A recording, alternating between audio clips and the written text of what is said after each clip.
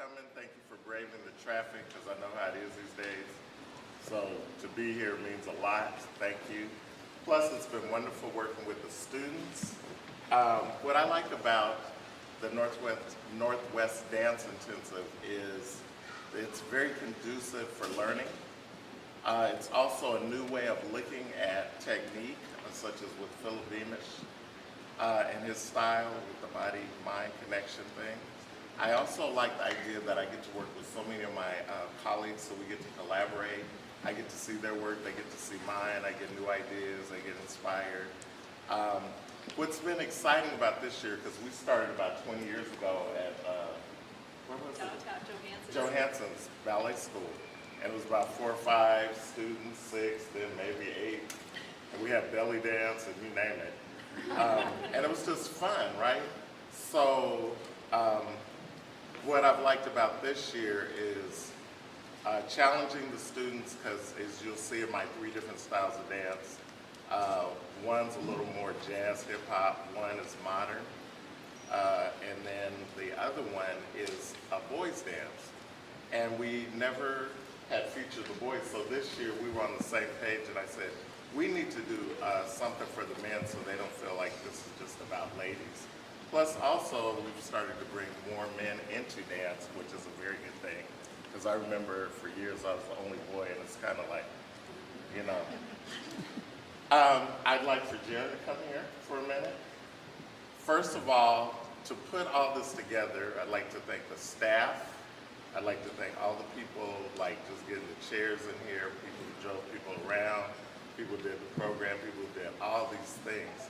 This is a lot of work, so I'd like everybody to stand for a moment and give Jared an applause.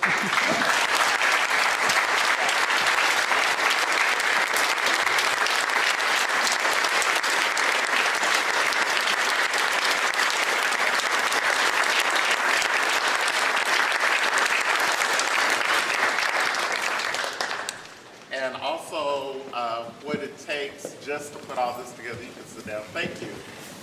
And, okay, I wanted to make sure I didn't forget anything. With all the recent occurrences going down, a lot of the pieces, I think, were inspired by, I think, a lot of times the artist has to respond to the work, meaning that I kept seeing all this stuff going on, and I was like, so as you'll see in the first piece, it's called Love Makes Make the World Go Round. And the song is in response to what happened in Orlando. But what you see is how people don't want to hear about love. They're texting, they don't want to be bothered. And if you listen to the lyrics, you'll see what's going on. Then the second piece is the men's dance, and it's just fun, frolic, and men get to be men, which I like.